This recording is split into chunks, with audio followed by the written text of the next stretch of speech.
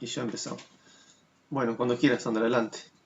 Bueno, hoy vamos a ver una parte general de patogénesis viral y después vamos a ver algo de neuropatogenia de los herpes virus bovinos específicamente.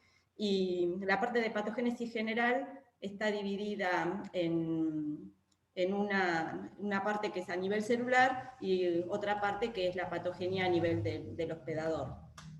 A ver.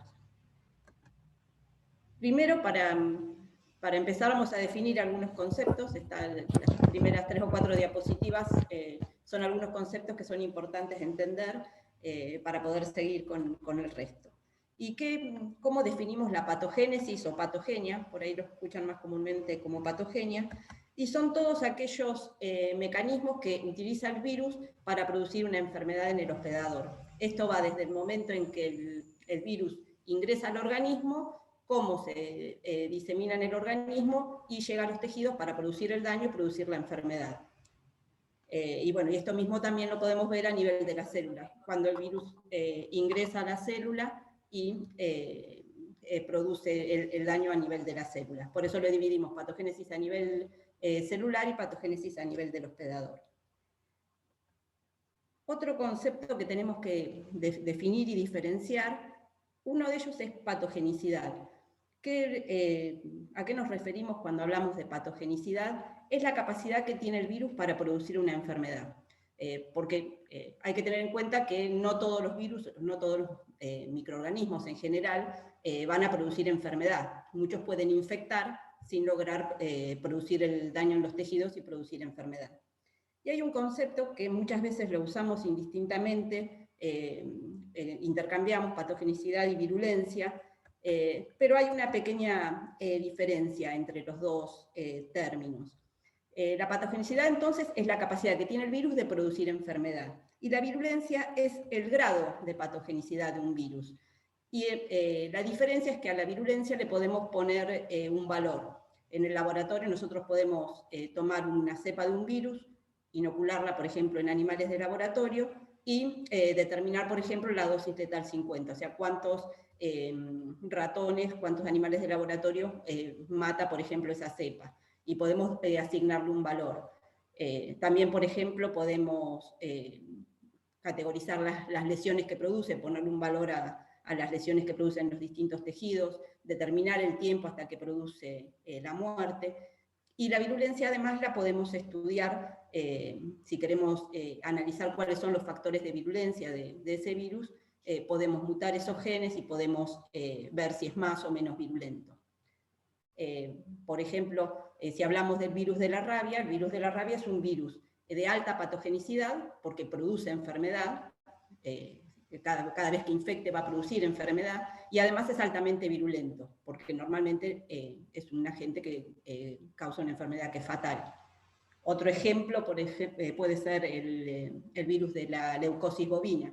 El virus de la leucosis bovina es un virus de baja patogenicidad, porque infecta, pero los animales no mueren rápidamente, pueden llegar a estar infectados sin morir, y es de baja virulencia por eso mismo.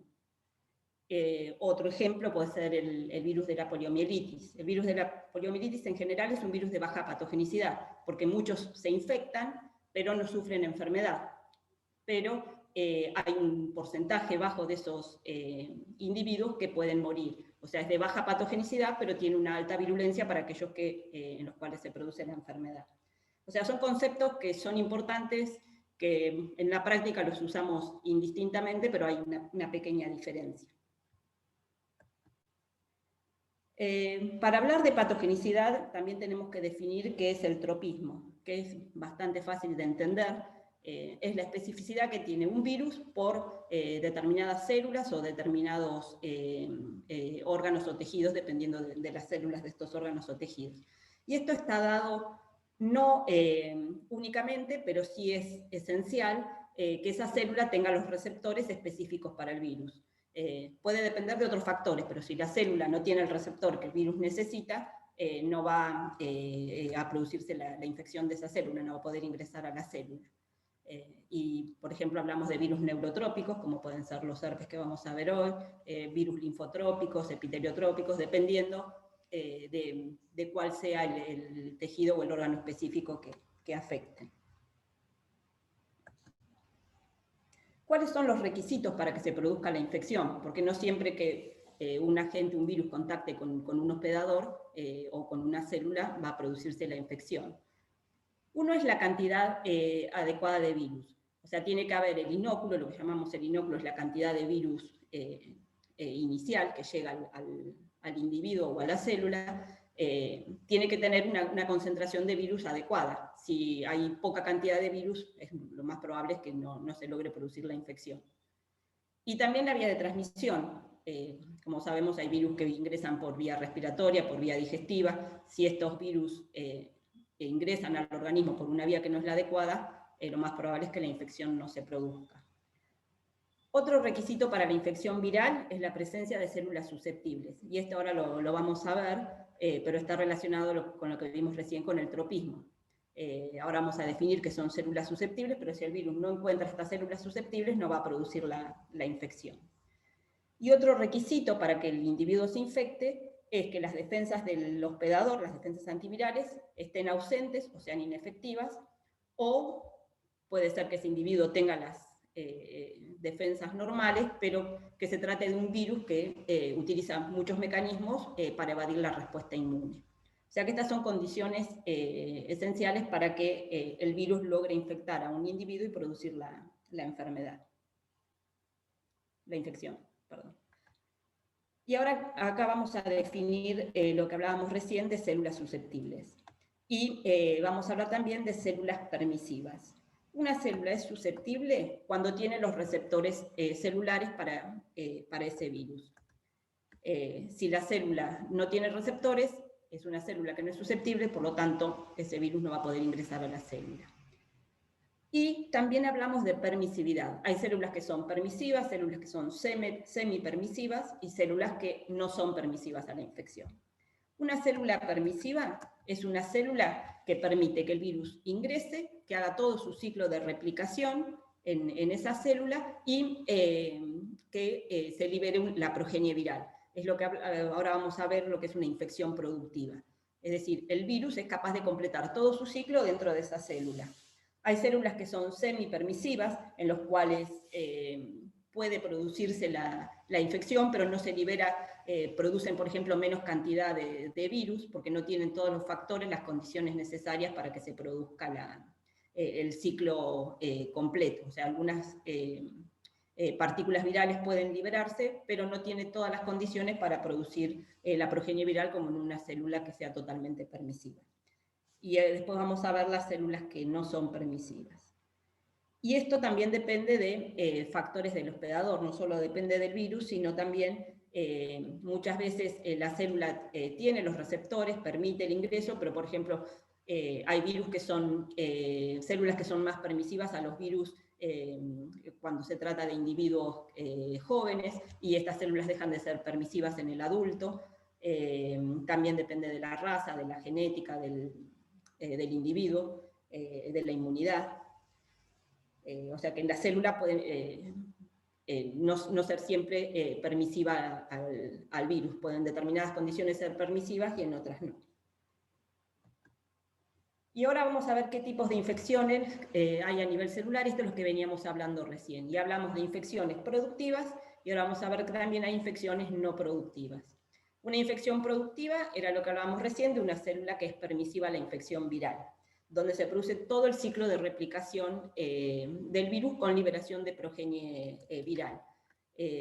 Acá ven en este dibujito que el virus ingresa, esto es gráfico, obviamente acá el virus están todas sus partes, el virus se desnuda, se libera el genoma, pero bueno, en forma gráfica se muestran las partículas virales y cómo se libera la progenie viral. Es decir, el virus es capaz de realizar todo su ciclo completo dentro de esta célula. Es una infección productiva.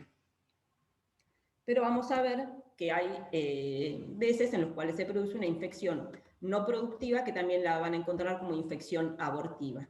Y esto ocurre cuando el virus infecta una célula que es susceptible, o sea, tiene los receptores para que el virus ingrese, pero en algún punto del ciclo dentro de la célula se ve bloqueada la replicación de ese virus y no puede completar su ciclo, es decir, no va a producir progenie viral. Y uno puede pensar que si el virus no completa el ciclo, esto es benigno para el hospedador, pero vamos a ver que no, que las infecciones abortivas pueden ser dañinas para el hospedador. Por ejemplo, hay un virus que es el SB40, que tal vez lo hayan escuchado, es el virus del simio 40, es un virus de los monos, de la familia Poliomyelidae. Es un virus, acá está el gráfico del genoma, es un virus de ADN circular, que se hizo conocido cuando se fabricaban las vacunas para la poliomielitis con células de mono. Se utilizaban los cultivos celulares de células de mono que estaban infectadas con este virus. Y se vio que en personas que recibían esta vacuna de polio desarrollaban tumores. Y después se lo fue asociando con otros tumores en humanos también. Y lo que ocurre con este virus es que cuando infecta células de mono, de su hospedador natural, se produce el ciclo completo, se produce la replicación, se produce la lisis de la célula y se liberan las partículas virales. Es decir, es una infección productiva en las células de mono. Pero, por ejemplo, cuando se infectan células, en el caso, por ejemplo, de roedores, también pueden ser células humanas, en algún punto la replicación se bloquea. Principalmente se bloquea la replicación del ADN y no se producen las proteínas estructurales.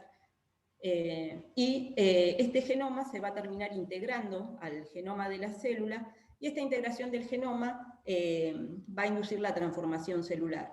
Este virus tiene lo que llamamos, después vamos a ver lo que es la transformación celular, pero tiene oncogenes que una vez que el genoma se integra, estos oncogenes, tiene dos oncogenes, que se llaman, bueno, en este caso no importa, pero se llaman antígeno T grande y antígeno T pequeño, que son los que van a inducir esta transformación celular.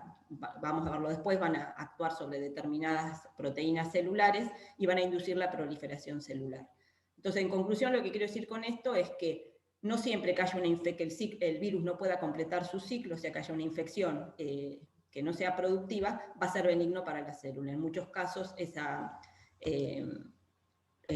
infección no productiva puede inducir a la transformación tumoral. Además, muchas veces, sin ni siquiera inducir la transformación celular, pueden ser células que estén expresando antígenos, o sea que el sistema inmune igual las puede reconocer y activar toda una respuesta contra estas células. ¿Qué resultados podemos tener de la interacción del virus con la célula hospedadora? Podemos tener una interacción que sea no citopática. ¿Qué quiere decir que sean no citopáticas? Que no va a haber cambios morfológicos en la célula. Es decir, el virus va a entrar, va a producir la progenie viral, pero en general va a producir una progenie en forma más lenta, sin producir cambios morfológicos en esa célula. Esto se da comúnmente en los virus que producen infecciones persistentes, en los cuales su estrategia es liberar virus en forma continua o en forma intermitente, sin producir daños en las células, por lo que quiere el virus es mantenerse dentro de ese hospedador el mayor tiempo posible. Entonces, en general, producen infecciones no citopáticas. Muchos habrán escuchado tal vez del virus de la diarrea viral bovina, que la cepa que circula normalmente es la cepa no citopática. Es decir, si nosotros miramos al microscopio un cultivo celular infectado con una cepa no citopática, no vamos a ver nada, las células van a estar normales. Pero no quiere decir que nos esté produciendo virus. Y después tenemos lo que llamamos una interacción citopática, que es en la cual hay alteraciones morfológicas en las células. Y estos daños que produce el virus en las células los llamamos efecto citopático. Si nosotros miramos al microscopio podemos ver estos cambios en los cultivos celulares. Y bueno, y después tenemos la transformación celular, que la vamos a ver un poquito más adelante. Y ahora vamos a ver algunos de estos efectos que puede producir el virus en la célula. Un ejemplo común de efectos citopáticos es la lisis celular, que esto normalmente lo producen los virus desnudos. Probablemente hayan visto en las primeras clases que los virus envueltos en general salen por gemación, y los virus desnudos es más común que provoquen el estallido de la célula, y esto lo podemos ver en el microscopio. Hay otros virus que producen redondeamientos de las células, vacuolas, va a depender del virus que estemos hablando. Otro efecto común que podemos ver son los sincitios o sincicios, que son células gigantes multinucleadas. Y estos efectos se dan en aquellos virus que son envueltos y que además tienen proteínas de fusión. Por ejemplo, es muy común en los paramyxovirus, donde se produce la fusión de las membranas de las células y se forman estas células gigantes multinucleadas. Ahora vamos a ver algunas fotos. Es típico de los paramyxovirus, los coronavirus también pueden producir sincitios, y hay algunos herpes que también, principalmente los gamma herpes virus, pueden producir sincitios. También tenemos cuerpos de inclusión, que ahora los vamos a ver, y la transformación celular, como veníamos viendo hasta ahora. Esto es una célula sin cambios morfológicos.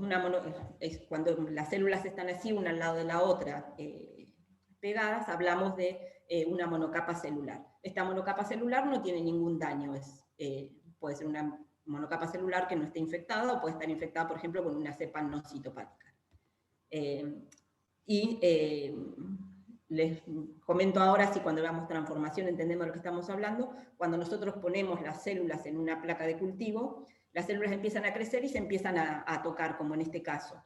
Y se produce lo que se llama la inhibición por contacto. Una vez que se forma esta monocapa y las células contactan, dejan de crecer.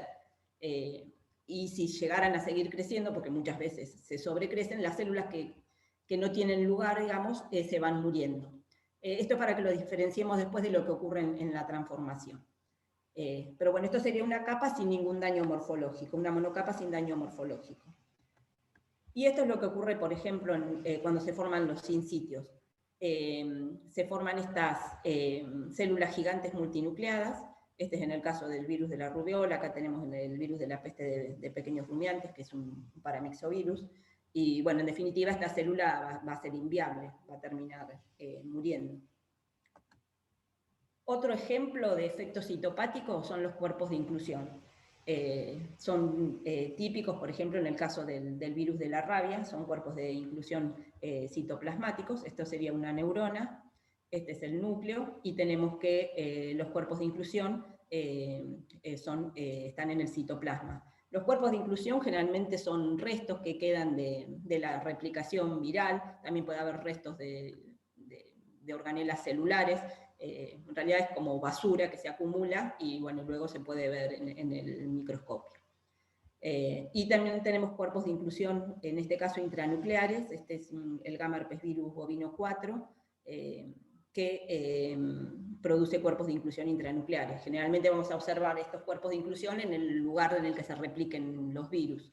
El caso del gamma herpes virus 4 se replica en el núcleo, entonces los cuerpos de inclusión quedan en el núcleo. El virus de la rabia se replica en el citoplasma, entonces los cuerpos de inclusión los vemos en el citoplasma.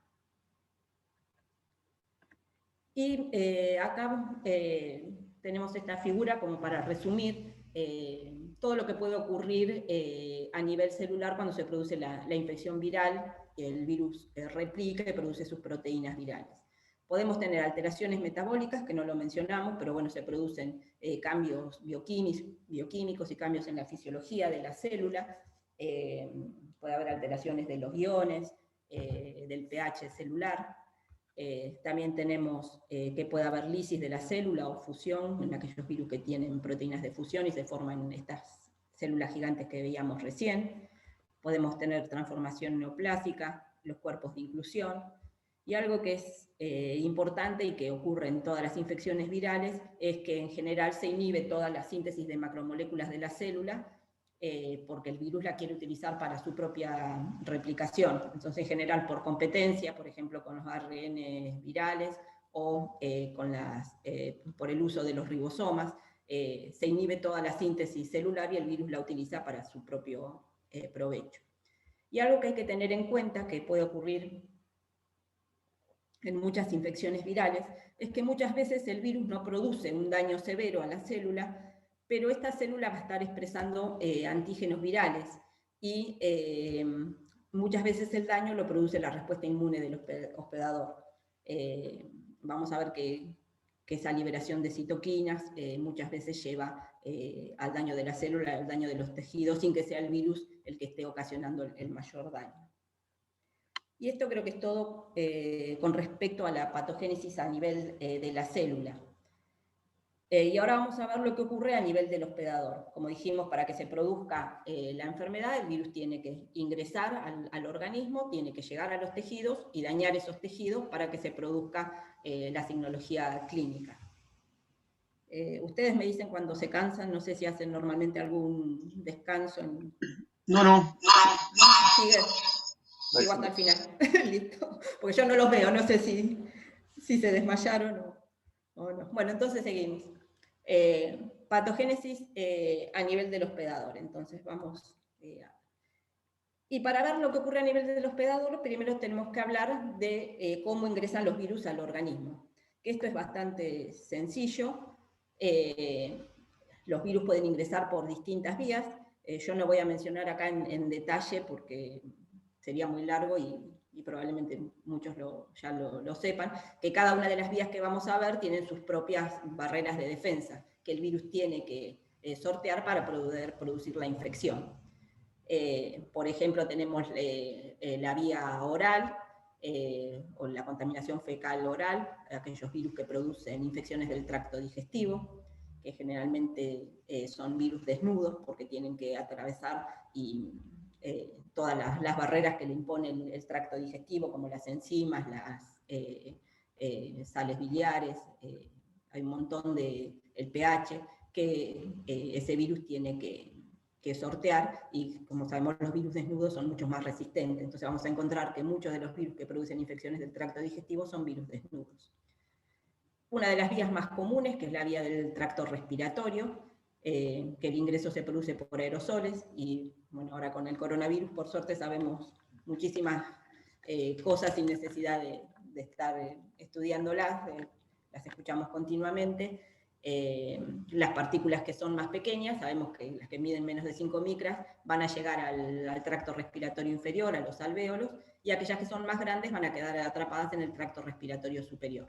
Y acá el virus tiene el mucus, tiene las cilias, tiene la inmunoglobulina A, tiene todo el tejido linfoide asociado al tracto respiratorio que tiene que vencer para lograr producir la infección. También tenemos infecciones que pueden ingresar por vía genital, que ya sea durante la reproducción normal o por inseminación artificial. Podemos introducir infecciones virales. Sabemos que el semen muchas veces puede estar contaminado con virus. También por los aerosoles pueden entrar por vía conjuntival. Y también tenemos la piel. Hay virus que pueden ingresar por piel, normalmente a través se necesitan lesiones, que pueden ser microlesiones, o como el caso de la rabia, que es a través de la mordedura, donde produce el daño en la piel y el virus puede ingresar. Y hay otro tipo de infección, otra vía de entrada, que es a través de los artrópodos, principalmente los artrópodos hematófagos, que van a atravesar la piel y van a inyectar el virus en los capilares sanguíneos.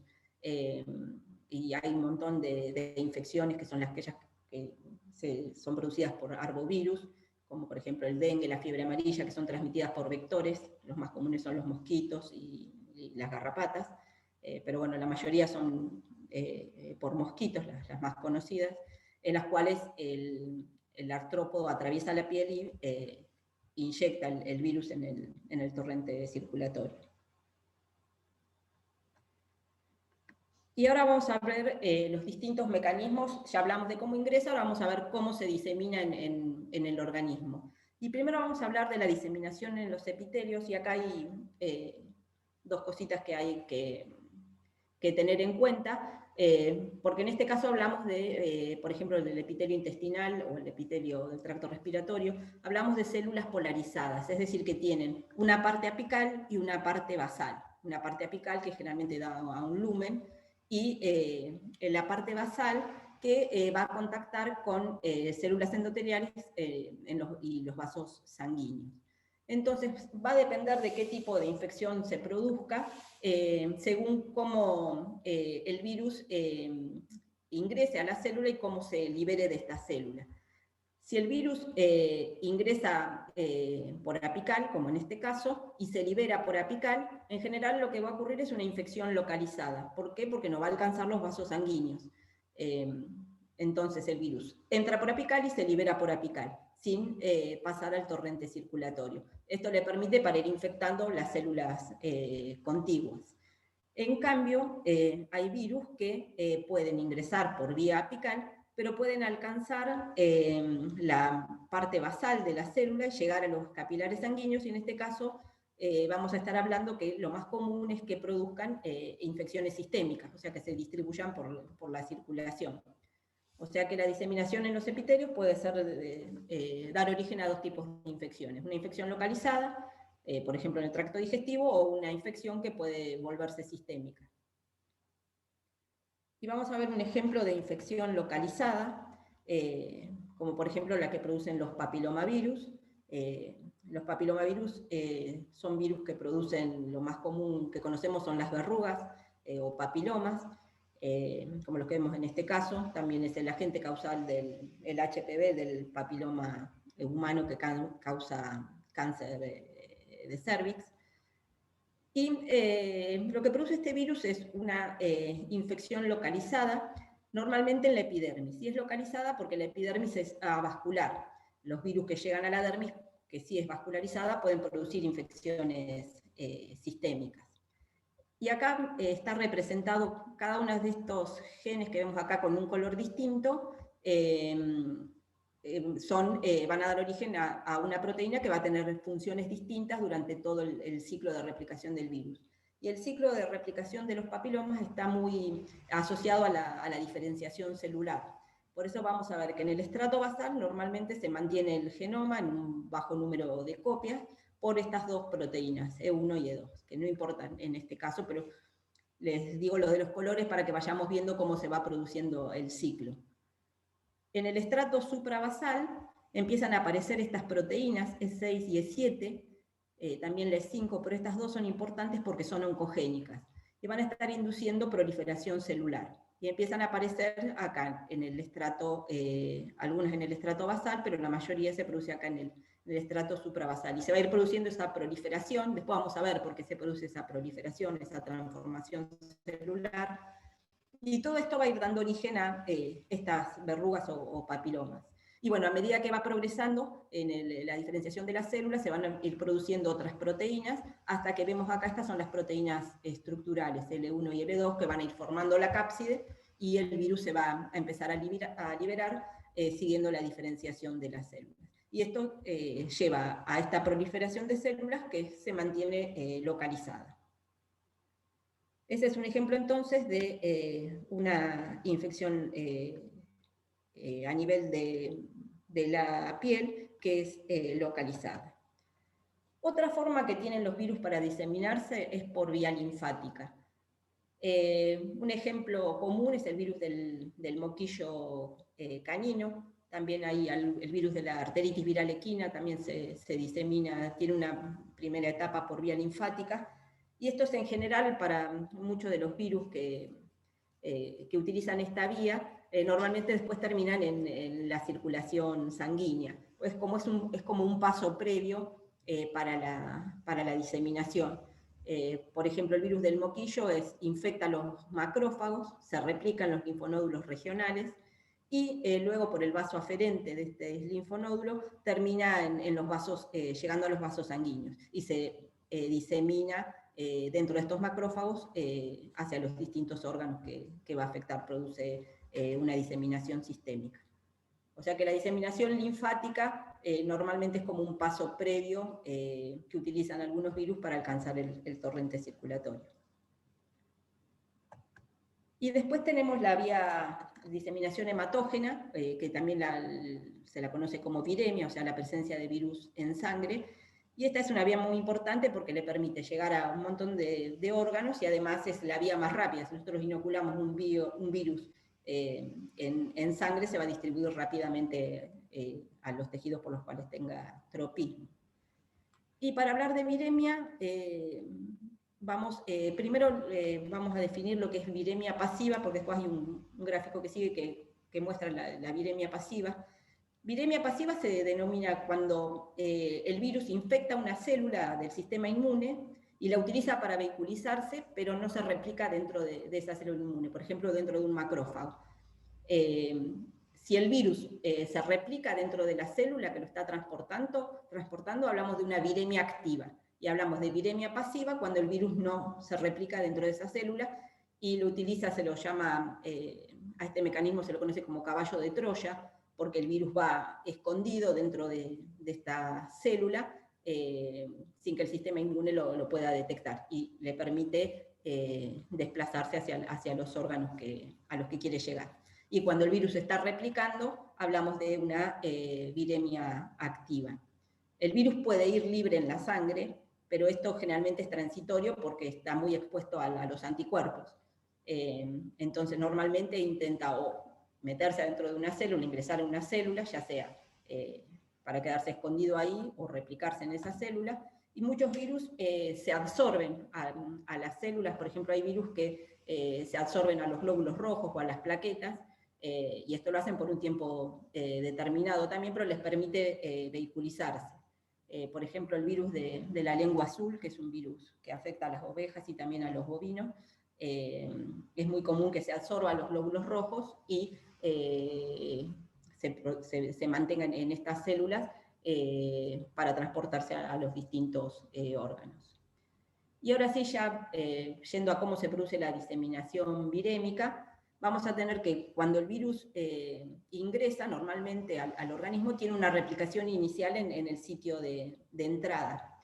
Y como veíamos hoy, generalmente utiliza la vía linfática y llega a los vasos sanguíneos, y esta primera diseminación que va a tener la llamamos viremia primaria. Esta viremia primaria, este primer paso a la sangre, le va a permitir alcanzar algunos órganos que normalmente son órganos del sistema retículo endotelial. Entonces el virus va a aprovechar estos órganos para replicarse y aumentar su concentración. Y normalmente esta viremia primaria ocurre en ausencia de signos clínicos, normalmente ocurre durante el periodo de incubación, hasta que el virus llega a estos órganos, se replica, aumenta la cantidad de virus, y esto le permite diseminarse a los órganos blancos de ese virus. Y ahí sí hablamos de viremia secundaria, que ya esta presencia de virus en sangre cursa con signos clínicos y, digamos, es evidente. Y le permite llegar a los órganos que al virus le interese infectar. Y ahora vamos a ver acá, está representado en forma de gráfico. Esto es lo que yo les hablaba hoy de viremia pasiva, que en general los virus cuando ingresan tienen una replicación en el sitio inicial. Es raro que la viremia pasiva dure demasiado, pero bueno, hay algunos virus que, como vimos, la utilizan para desplazarse a los órganos que le interese. Y después tenemos lo que veíamos recién, la viremia primaria, cuando llega a los órganos del sistema retículo endotelial, y vemos que esto es la cantidad de virus, es bastante baja. Esto cursa en forma sintomática. Pero acá vemos que la viremia secundaria ya tenemos mucho virus en sangre, y bueno, esto le va a permitir llegar a los tejidos, y bueno, se va a estimular la respuesta inmune y todos los mecanismos de defensa del hospedador. Entonces, esos son las dos cosas básicas que tenemos de la viremia primaria y la secundaria, la viremia pasiva y la viremia activa. Otra vía de diseminación que tenemos es la diseminación por vía nerviosa. Hay virus que pueden utilizar más de una vía, y hay otros virus que utilizan exclusivamente la vía nerviosa. Vamos a ver el caso de los herpes. En los herpes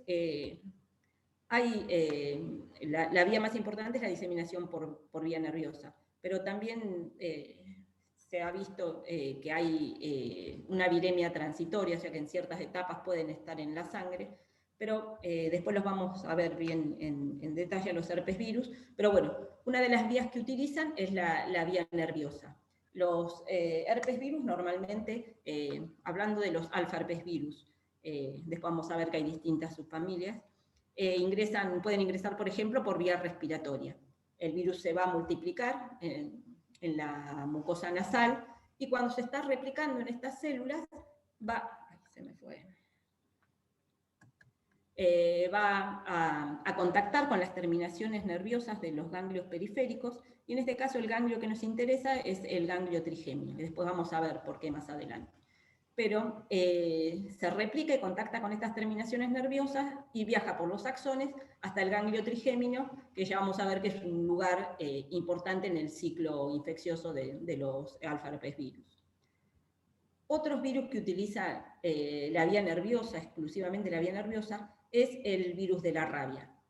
El virus de la rabia, cuando se produce la mordedura por un animal rabioso, por ejemplo, se va a replicar en el sitio inicial, en el músculo, y cuando se replica, ingresa a los axones y viaja directamente por los axones nerviosos hasta el sistema nervioso central, en forma centrípeta. Y luego, en forma centrífuga, se va a dispersar también por vía nerviosa hacia las glándulas salivales, y a partir de ahí es que se va a diseminar, y por eso la saliva es altamente infecciosa de los animales rabiosos. Pero bueno, estos son dos ejemplos de virus que utilizan la diseminación por vía nerviosa. Y ahora tenemos el virus ya entró al organismo, se diseminó, produjo el daño, pero lo que le interesa al virus también es infectar a otros hospedadores que sean susceptibles. Entonces tiene que salir del organismo. Y esto no tiene mucho detalle, utilizan normalmente las mismas vías por las cuales ingresó, o se disemina por aerosoles, o por materia fecal, por secreciones genitales.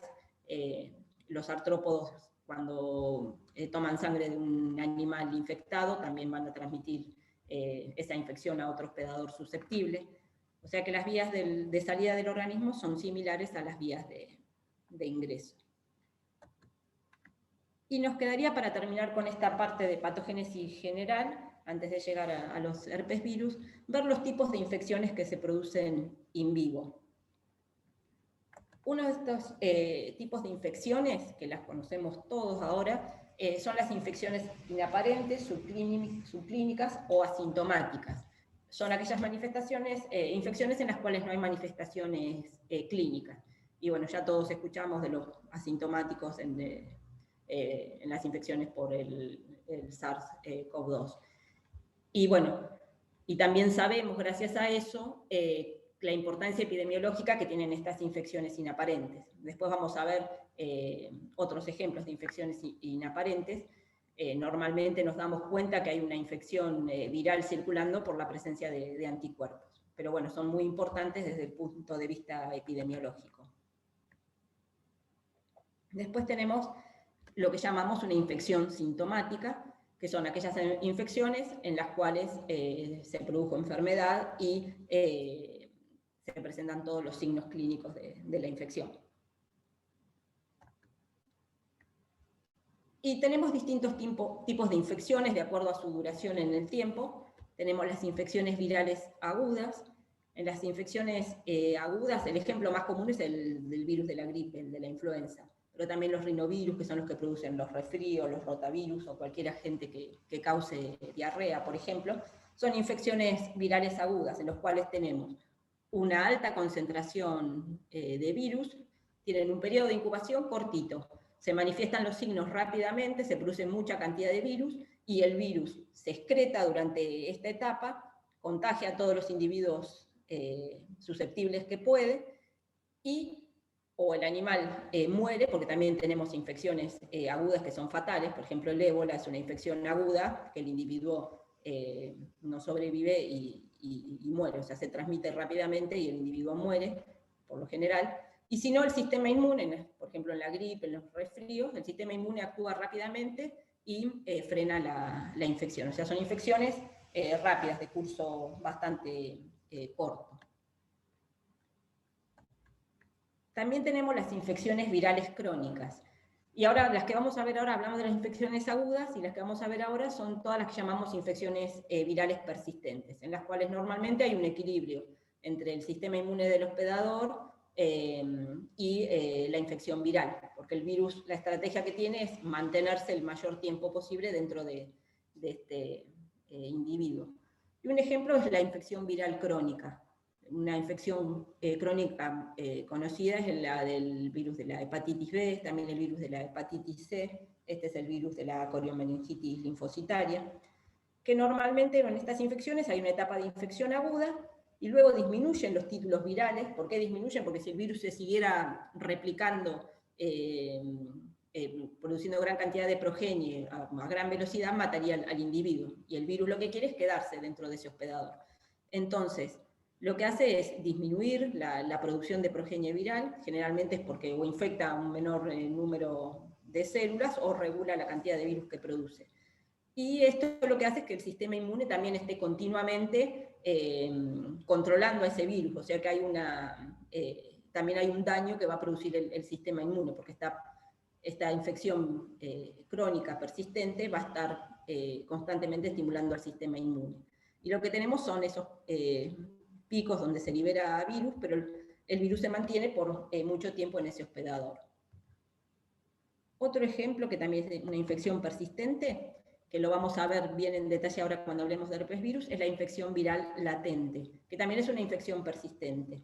Pero vamos a ver que hay una diferencia. Las infecciones por herpes virus, por ejemplo, tienen una etapa de infección aguda, como veíamos hoy, con un pico de excreción viral, actúa el sistema inmune, y en un determinado momento ese virus entra en lo que se llama un estado de latencia, en el cual no hay producción de partículas virales.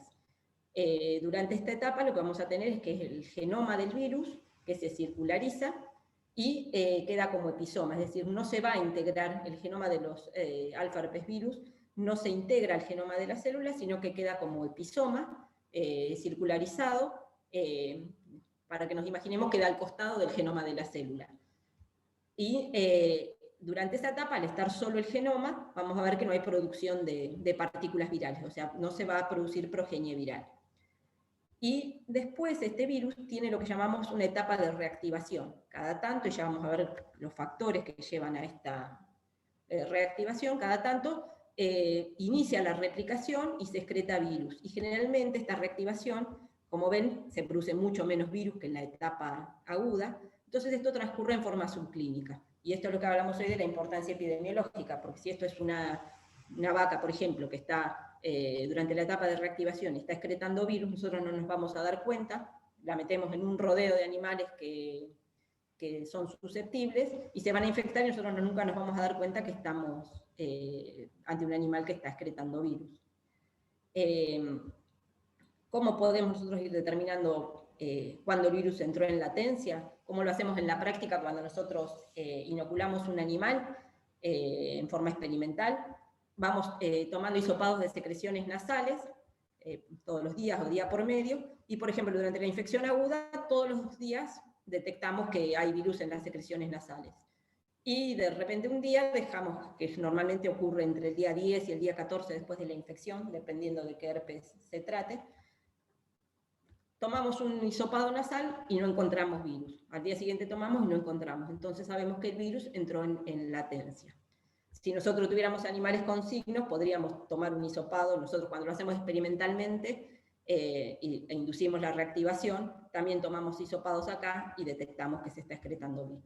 Pero bueno, entonces durante la latencia no vamos a tener producción de partículas virales, va a estar solamente el genoma del virus. Y después lo vamos a ver bien cuando hablemos de los herpes. Y después tenemos lo que llamamos las infecciones virales lentas. La infección viral lenta es muy común en las infecciones por priones.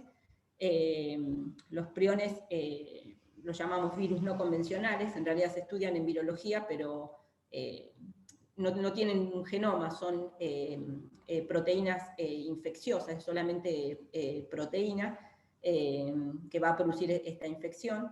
El ejemplo más conocido es el virus del Scrapie. También por ahí escucharon hablar del mal de la vaca loca, las encefalopatías espongiformes. y bueno, y todas las variantes que producen infecciones en humanos también.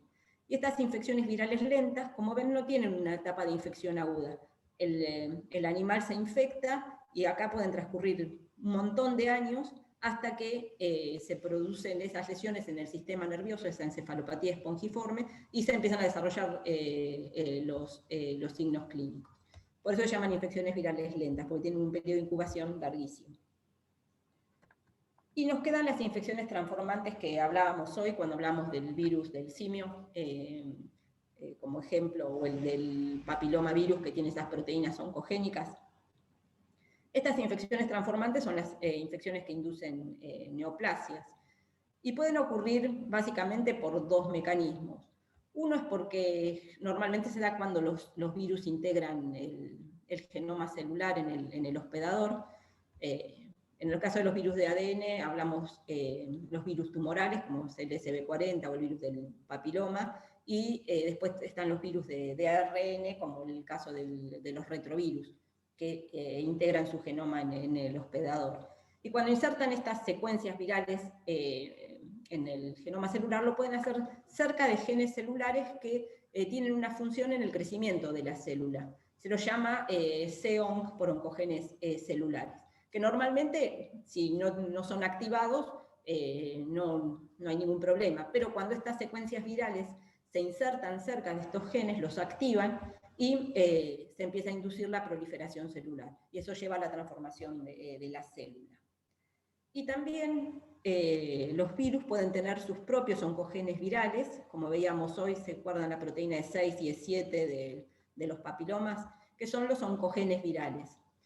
Y lo que hacen estos genes es inactivar a los genes celulares que tienen la función de suprimir tumores, los llama genes supresores de tumores. Los más comunes, no los quiero complicar con esto, pero es para que se entienda el mecanismo, es una de las proteínas más comunes es la P53 y la proteína del retinoblastoma, que ahora lo vamos a ver acá para que se entienda de lo que estamos hablando.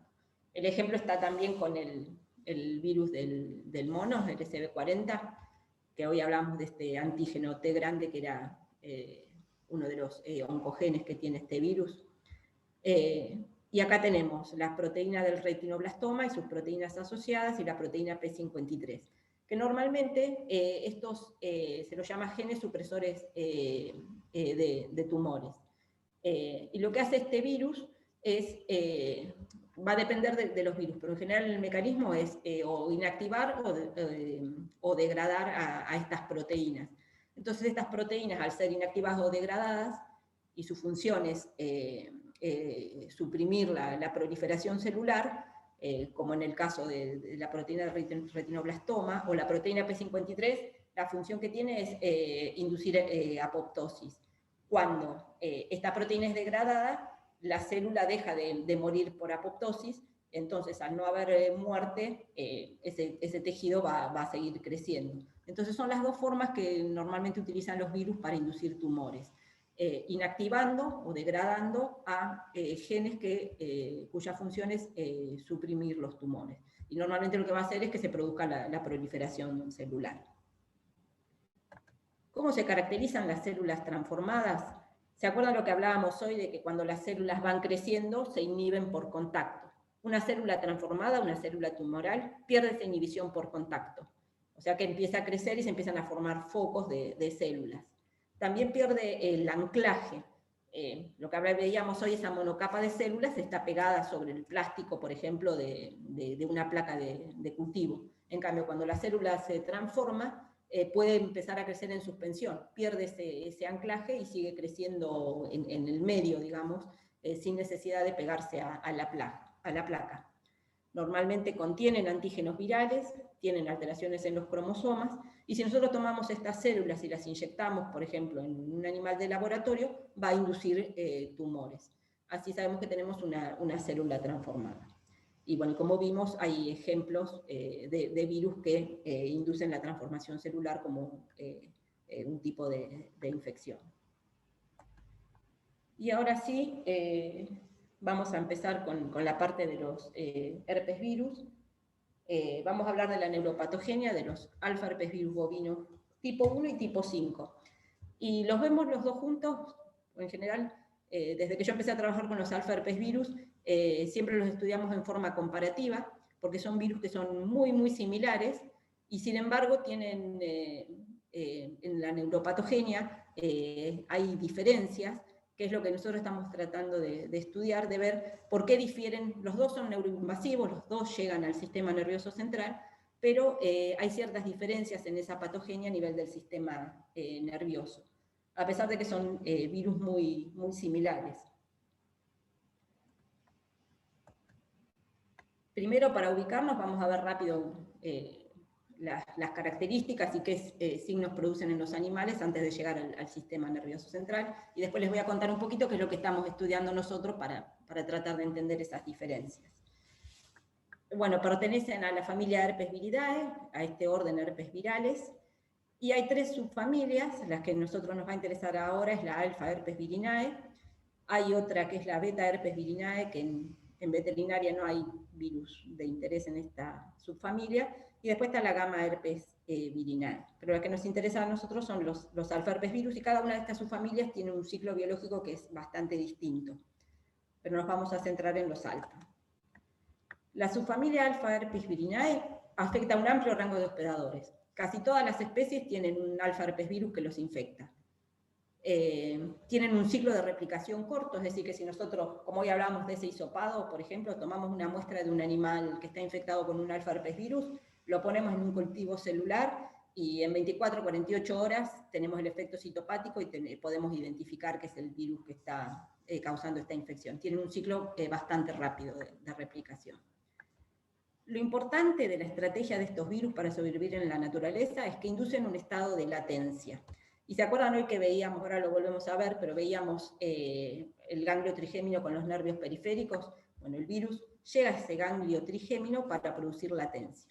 Y principalmente esto ocurre en las neuronas sensoriales del ganglio trigémino. ¿Por qué establece latencia en las neuronas? ¿Por qué otros virus establecen latencia, por ejemplo, en células linfoides? Porque el virus va a establecer latencia en células que tengan larga vida, que sean células diferenciadas. Por ejemplo, no va a establecer latencia en una célula de la mucosa nasal, donde se replica cuando entra. ¿Por qué? Porque son células que tienen un recambio continuo. Lo que el virus quiere es estar en un lugar que no lo reconozca fácilmente el sistema inmune, y en células que tengan una vida larga. Y bueno, para ubicarnos, acá tenemos en el género simplex virus, acá les muestro al herpes simplex humano, porque es muy parecido al herpes bovino 1, que pertenece a otro género, el varicelovirus, pero muchas veces, cuando yo hice el doctorado, estudiábamos al herpes virus 1 como modelo del herpes simplex en humano. Y también tenemos el herpes virus 5 en el género varicelovirus, que son los 2 virus que vamos a ir viendo. Esto vamos a ir rápido, son virus de ADN doble, son icosaédricos y son envueltos, que es lo básico que nos interesa saber. Y acá vamos a ver lo que hablábamos hoy del ciclo infeccioso. Pensemos que esto es una célula de la mucosa nasal, vamos a hablar cuando el virus entra por vía respiratoria, también puede entrar por vía reproductiva, por ejemplo, pero vamos a hablar cuando el virus ingresa por vía respiratoria. Esta es una célula de la mucosa nasal, el virus se replica, hay un ciclo de infección aguda, se expresan antígenos virales, se excreta mucha cantidad de virus, y el sistema inmune va a actuar hasta que logre detener esta replicación viral. Pero lo que veíamos hoy es que cuando el virus se está replicando en forma aguda en estas células, contacta con las terminaciones nerviosas de los ganglios periféricos, del trigémino básicamente, y llega a las neuronas del ganglio trigémino, donde va a producir latencia. Y vemos que durante la latencia lo que queda en el núcleo de esa neurona es solamente el genoma. Y acá vemos que sin necesidad de ir a esta etapa de infección aguda, el virus puede ingresar en poca cantidad, por ejemplo, sin producir todos estos signos clínicos, pero igual puede, esa pequeña replicación que no va a estimular el sistema inmune ni va a inducir una forma aguda, va a ingresar a los ganglios periféricos e igual va a establecer latencia. Por eso se considera que el 100% de los animales que se infectan, o de las personas, pensemos nosotros cuando nos infectamos si nos infectamos con un herpes, todos habrán visto el herpes que nos sale a veces en los labios cuando estamos nerviosos. El ciclo es similar. Nosotros tenemos ese virus en el organismo, cuando nos ponemos nerviosos se reactiva y salen esas lesiones. O sea que sin necesidad de esta etapa de infección aguda puede ingresar al nervio periférico y establecer latencia. Y durante la latencia dijimos que solamente nos queda el genoma, pero hay una expresión génica que está muy restringida, pero que es mantenida por este gen que se llama gen relacionado a la latencia, o gen LR, que es el gen más abundante que vamos a encontrar que se expresa durante la latencia y que tiene muchísimas funciones durante este estadio de latencia. Y como veíamos hoy, este virus se puede reactivar de la latencia. Ahora vamos a ver exclusivamente la reactivación, y bueno, volver a excretarse y diseminarse a otros animales susceptibles. Pero bueno, básicamente lo que nos interesa acá es que tenemos el estado de latencia como estrategia del virus para sobrevivir en ese hospedador por la vida del individuo. Se va a morir con el genoma del virus latente en el ganglio trigémino. Y esto es lo mismo que veíamos hoy. Se replica, ingresa por los axones y llega al ganglio trigémino, y en las neuronas del ganglio trigémino establece latencia. ¿Cómo se caracteriza la latencia? Es lo que hablábamos hoy. Si nosotros tomamos una muestra de este animal, intentamos, de un animal que está en la etapa de latencia, intentamos aislar el virus, no lo vamos a poder aislar. Así sea que tomemos una muestra del ganglio trigémino, por más que lo trituremos, lo pongamos en el cultivo celular, no se va a producir partícula viral, porque solamente tenemos el genoma. Principalmente es en las neuronas del ganglio trigémino, y cuando el virus ingresa por vía reproductiva, la latencia ocurre en el ganglio sacro o ciático, también lo pueden escuchar que lo nombran como ganglio ciático. Los animales latentemente infectados los detectamos por la presencia de anticuerpos circulantes, porque normalmente no podemos acceder al ganglio trigémino en un animal vivo. Si nosotros tomamos una muestra de un animal a la necropsia y hacemos una PCR, por ejemplo, queremos detectar el genoma en el ganglio trigémino, lo podemos detectar, pero bueno, no tenemos acceso en un animal vivo.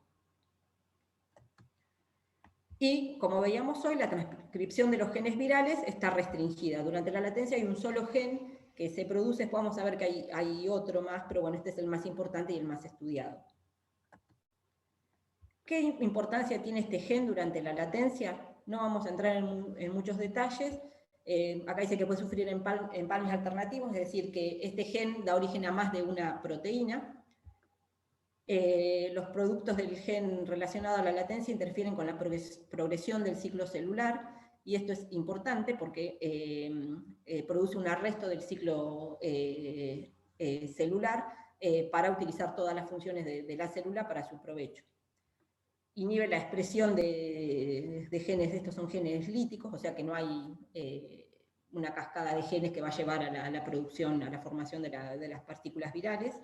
Y además inhibe la apoptosis. La apoptosis es la muerte, se habla de muerte celular programada, y el virus lo que hace, la función de este gen, una de las más importantes, tiene función antiapoptótica, es decir, inhibe la muerte de la neurona. ¿Y por qué hace esto el virus durante la latencia? Porque el virus lo que hace cuando ingresa al organismo y llega al ganglio trigémino, quiere infectar la mayor cantidad de neuronas posible, porque lo que quiere es tener un pool de neuronas latentemente infectadas bien grande para poder reactivarse cada tanto y ir infectando a otros hospedadores susceptibles. Entonces una función que tiene es inhibir la apoptosis, inhibir la muerte de la neurona, porque si se le van muriendo neuronas, se va a terminar muriendo el individuo y se va a quedar sin un lugar donde estar. Y la reactivación, como veíamos hoy, que hablamos cuando nos ponemos nerviosos, que nos salen los herpes, puede ser espontánea, cualquier condición que cause estrés, ya sea el transporte de los animales, el parto, la falta de comida, el hacinamiento de los animales, pueden inducir la reactivación. ya sea por glucocorticoides endógenos, que se liberan en estos casos, o nosotros lo que hacemos cuando queremos reproducir la reactivación en los animales latentemente infectados, les damos dexametasona, que es un glucocorticoide. Y eso hace que el virus que estaba latente se reactive. En estos casos lo que ocurre es que el virus vuelve al sitio de infección inicial, por ejemplo, si ingresó por vía respiratoria, vuelve a la mucosa nasal y se excreta y se disemina a otros animales. Cada tanto, cuando se producen estas reactivaciones, hay un aumento en los títulos de los anticuerpos y bueno, comienza la producción de genes líticos, porque lo que tiene que ocurrir en este momento cuando se reactiva es producir la partícula viral para que se excrete. En cuanto a la carga viral durante la latencia, nos interesa la cantidad de genoma viral que hay, o sea, se refiere exclusivamente a la cantidad de genoma viral que tenemos en el ganglio trigémino. Y esto va a estar, lo que yo les decía hoy, relacionado al número de neuronas latentemente infectadas y a las copias que haya de ese genoma por neurona. Lo que yo les decía hoy es que al virus le interesa tener el mayor pool de neuronas latentemente infectadas que sea posible. Y esto es proporcional al título del inóculo infeccioso, o sea, si entra mucho virus al animal, va a haber mayor cantidad de neuronas latentemente infectadas. Y es el factor que más influye en la tasa de reactivación. ¿Por qué? Porque si hay un pool grande de neuronas latentemente infectadas, va a haber más cantidad de neuronas que se van a ir reactivando, va a haber distintos episodios de reactivación que ese virus puede llevar a cabo. Y esto no va a ocurrir en todas las neuronas porque sería incompatible con la vida del animal. Si todas las neuronas latentemente infectadas se reactivaran a la vez, el individuo muere, y eso no lo quiere el virus. Lo que quiere es seguir excretándose para mantenerse en ese hospedador y infectando a otros. Y ahora rapidito vamos a ver en general qué producen cada uno de los virus y por qué los estudiamos en forma comparativa. El alfa herpes virus bovino tipo 1, lo más común son los cuadros respiratorios, también puede producir conjuntivitis. Yo les dije que podía ingresar por vía genital y producir cuadros reproductivos, enfermedad genital, también puede producir abortos, encefalitis, que es lo que nos interesa a nosotros, y también está descrita una enfermedad multisistémica en los terneros recién nacidos, y también induce inmunosupresión. Normalmente en la década del 80 se daban los cuadros como este que vemos acá, bien espectaculares, con todos los signos clínicos. Ya con la vacunación estos casos tan severos no se ven, y normalmente lo podemos encontrar, por ejemplo, como un agente causal del complejo respiratorio bovino, donde en general produce inmunosupresión y produce las lesiones iniciales respiratorias, y luego llegan las bacterias que producen las neumonías del complejo respiratorio. Pero no vemos estos cuadros tan severos. Esto es lo que hablaba hoy del cuadro respiratorio, que se lo conoce como rinotraqueitis infecciosa bovina. Antes se lo llamaba enfermedad de la nariz roja, porque se desprende el epitelio de la nariz y queda esta superficie roja. La conjuntivitis puede presentarse sola o junto con el cuadro respiratorio. Ahí vemos lo mismo. Estas son las lesiones que podemos encontrar. Es una infección del tracto respiratorio superior. A veces se producen, cuando es grave, se producen estos exudados y membranas necróticas se pueden producir en el tracto respiratorio. Estos son una infección experimental que hicimos nosotros. Esto es a los 6 días de la inoculación. El día 6 y 7 se considera el pico de la infección aguda. Y lo que vemos es algunas lesiones en la tráquea y la acumulación de secreciones en los cornetes nasales. También produce abortos. Los abortos generalmente son fetos grandes, los que se abortan en el último tercio de la gestación. Son fetos que en general están autolíticos porque tienen lesiones necróticas diseminadas, y están autolíticos porque se produce la muerte del feto, pero no lo libera enseguida, tarda en liberarlo, entonces se pudre el feto. Estas son las lesiones genitales que produce, tanto en el macho como en la hembra. La importancia en el macho es que se puede eliminar con el semen, los que yo les hablaba hoy de la vía que puede ingresar por inseminación artificial, los virus.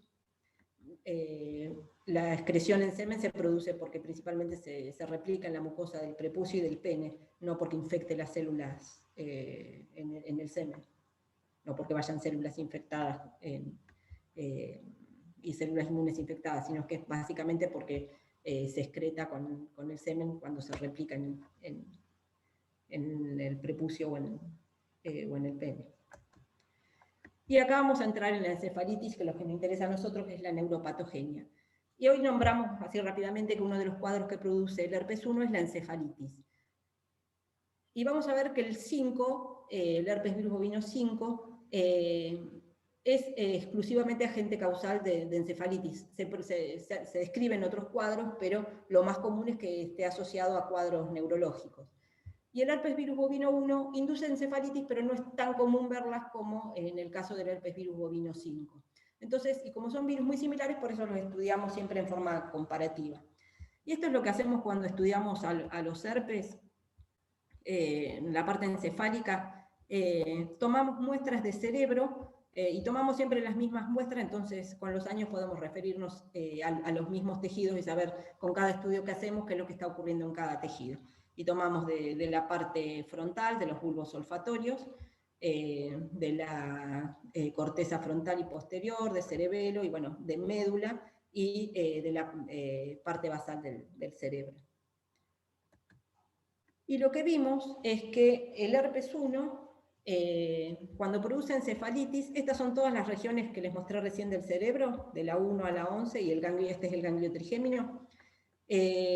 Son dos animales inoculados con una cepa de herpes 1, y estos son otros dos animales inoculados con esta cepa Cooper, que son cepas aisladas de cuadros respiratorios. Y lo que vemos es que es fácil aislar el virus de cada una de estas regiones del sistema nervioso. Vemos que los títulos virales son bastante altos, principalmente con esta cepa Cooper. Y lo que ocurre cuando nosotros hacemos las infecciones experimentales es que aislamos fácilmente al virus, vemos que hay algunas lesiones microscópicas, pero los animales no desarrollan los cuadros severos de encefalitis. Pero lo aislamos fácilmente, el virus está en el tejido nervioso, o sea que es neuroinvasivo, llega al tejido nervioso y lo podemos aislar. Estas son las lesiones, vean estos manguitos perivasculares que son bastante chiquitos. Manguitos perivasculares se llaman cuando los vasos sanguíneos se rodean de todo un infiltrado linfocitario. Estas son otras lesiones que producen en la corteza frontal. Esto es al día 7, es al pico de la infección aguda. Esto es en ganglio trigémino. Cuando se infecta el ganglio trigémino, se producen estos infiltrados inflamatorios. Esto es una neurona del ganglio trigémino. Esto es en infección aguda, pero si fuera durante la latencia, lo que encontraríamos acá estaría el genoma latente del virus. Y durante la etapa de infección aguda se rodea de estos infiltrados linfocitarios, y hay neuronofagia acá porque estas células que pueden ser también macrófagos, se comieron a la neurona desapareció. Esto es durante la infección aguda. O sea que el herpes 1 produce lesiones en el sistema nervioso. Y ahora vamos a ver el alfa herpes virus bovino 5, que los cuadros que produce es una meningoencefalitis no supurativa, y es el cuadro más común que produzca, y es el agente típico de la meningoencefalitis no supurativa.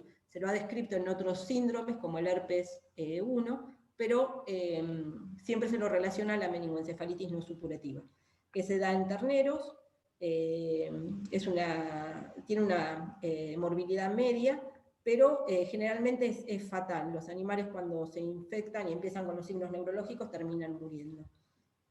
Y por causas que no se saben bien, es muy común en Sudamérica. En Europa hay casos aislados, en Estados Unidos hay casos aislados, pero es muy común en el centro y sur de Brasil, también en Argentina, en Uruguay también tienen casos de meningoencefalitis no supurativa. También estos cuadros fueron disminuyendo porque hay mucha vacunación contra el herpes 1 y hay reacción cruzada, inmunidad cruzada, entonces no se ven tan comúnmente los cuadros de meningoencefalitis. Y bueno, los signos clínicos son todos signos neurológicos. Vamos a ver que los animales empiezan a caminar en círculo, apoyan la cabeza contra los alambrados. Y en cuanto a la patogenia, inicialmente la forma de ingreso es muy similar al herpes 1, entra por vía respiratoria y se replica en la mucosa nasal y el periodo de excreción viral también es de 4 a 6 días. Después vamos a ver que hemos visto que es más, o sea, el pico se produce en el mismo momento, entre el día 4, 6, 7, pero vamos a ver que se extiende más la replicación del herpes 5 en el tiempo antes de que entre en latencia. La infección del ganglio trigémino ocurre de la misma manera, pero lo que vimos es que el herpes 5 tiene la capacidad de diseminarse célula a célula. Y esto ocurre porque ingresa por vía nasal, se replica en la mucosa nasal, atraviesa lo que se llama la lámina cribada del etmoides, que permite el contacto directamente con las neuronas del bulbo olfatorio, y se empieza a replicar de célula a célula en los bulbos olfatorios y en la corteza frontal principalmente. Y vamos a ver que estas son las lesiones que producen, en frontal y a veces en los hemisferios laterales también. En los cuadros bien agudos, el cerebro queda licuado, lo que se llama, esta lesión se llama malasia o una necrosis licuefactiva. Uno lo toca y está reblandecido y muchas veces está líquido ese cerebro, que es la lesión patológica más importante que vemos macroscópicamente en el cerebro. Las lesiones microscópicas son similares a las que vimos con herpes 1, pero en general son las mismas, pero un poco, bastante más severas. Ahora vamos a ver, estos son de las infecciones experimentales. Estos son los manguitos perivasculares. Si se acuerdan, hoy vimos en el herpes 1, no teníamos tantas capas de células linfocitarias rodeando los vasos. Esto es similar en el ganglio trigémino. Y acá tenemos meningitis. En general, el herpes 1 lo vemos más como cuadros encefálicos afectando el cerebro, y en el caso del herpes 5 está generalmente afectadas las meninges, y también hay siempre lesiones en médula cervical. ¿Qué diferencias tenemos en cuanto a la patogenia del herpes 5 en cuanto a la latencia y la reactivación? La latencia ocurre en ganglio trigémino, igual que el herpes 1, pero también en neuronas del sistema nervioso central, o sea, en neuronas del cerebro, que esto no ocurre en herpes 1. La latencia ocurre solamente en las neuronas del ganglio trigémino y no en otras áreas del sistema, no en el sistema nervioso central. Y vemos que cuando el virus se reactiva, se vuelven a infectar más neuronas del sistema nervioso central, del cerebro, o sea que la reactivación resulta en una mayor distribución del virus en el cerebro, y eso no ocurre en el herpes 1. Y la reactivación generalmente es acompañada por signos clínicos. No son los signos clínicos que vemos en la infección aguda, pueden pasar totalmente desapercibidos. Por ejemplo, lo que veíamos es que a los animales les cuesta agarrar el alimento, no son tan severos como en la infección aguda, por eso pueden pasar desapercibidos. Pero generalmente en el herpes 1 es subclínica, no vemos manifestaciones, y en el herpes 5 es acompañada por signos clínicos, y eso estaría asociado a esta mayor distribución que hay del virus en el sistema nervioso central en cada etapa de reactivación. Esto es para mostrarles un trabajo en el cual estudiaron también distintas zonas del cerebro, y ven que durante la latencia, en la corteza cerebral lateral y en posterior, no encuentran genoma viral, pero cuando van a la etapa le dan dexametasona y toman las mismas muestras, ven que en las zonas en las que no había genoma viral, ahora sí fueron colonizadas, imaginémoslo, por el virus que se reactivó. Y esto no ocurre en el herpes 1. O sea que los dos virus llegan al sistema nervioso central, son neuroinvasivos, pero difieren en la capacidad que tienen de causar la neuropatología. Esto les muestro rápido porque hablamos de la latencia en las neuronas, pero también vimos que pueden establecer latencia en otros tejidos como las tonsilas. ¿Por qué? Porque acá hay células diferenciadas también. Las células inmunes son células diferenciadas, las células linfoides, y estos es por virización in situ, todo esto son células que están infectadas, que tienen genoma latente. Esto es solamente para mostrarle, esto es de cuando hice el doctorado, no nos interesa la mutante, miremos solamente el virus normal, digamos. Vemos que hay el pico de título viral ocurre antes que en tejido nervioso y va disminuyendo hasta que también entra en latencia. Y los títulos son bastante más bajos que los que encontramos en trigémino.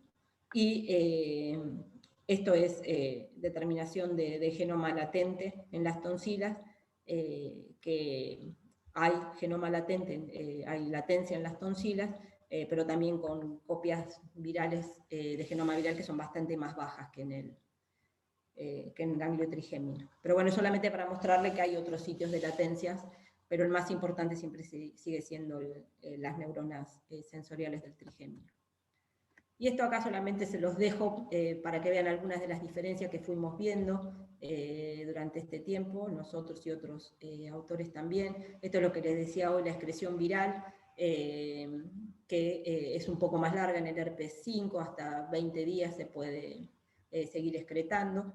Los títulos, hoy yo les mostraba que los títulos del herpes 1 que encontramos en el sistema nervioso eran bastante más altos, aunque no encontrábamos signos clínicos tan frecuentes. Y en el herpes 5 los títulos son bastante bajos, o más bajos que en el herpes 1.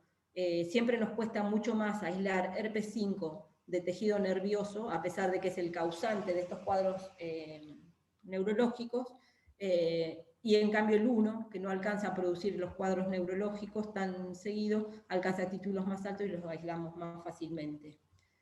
¿Cómo llega al sistema nervioso central? Los dos utilizan la vía del trigémino para establecer latencia, pero el 5 también se replica, como les mostraba hoy, por replicación contigua en las neuronas del bulbo olfatorio. Y también hay viremia, no sabemos si la utiliza para llegar al sistema nervioso central, porque normalmente esta viremia es intermitente, no siempre detectamos virus, en realidad buscamos genoma porque es difícil, en las células sanguíneas produce una infección abortiva, que hablábamos hoy, entonces tenemos que hacer detección de genoma, no hacemos aislamiento. Pero es intermitente esa presencia en sangre. La latencia del herpes 1 es exclusivamente en ganglio trigémino, y también en las tonsilas, como veíamos hoy, acá tenemos los sitios adicionales, pero en cuanto al sistema nervioso central, el herpes 5 establece latencia en el trigémino y también en las neuronas del cerebro. Esto es lo que les mencionaba hoy, que hay otra, ¿quién mantiene la latencia? En el caso del herpes 1, el gen relacionado a la latencia, y hay otra pequeña proteína que se llama ORF-E, que también tiene funciones, no es tan importante como el gen LR, y el herpes 5 también tiene el gen relacionado a la latencia, pero no tiene este ORF-E.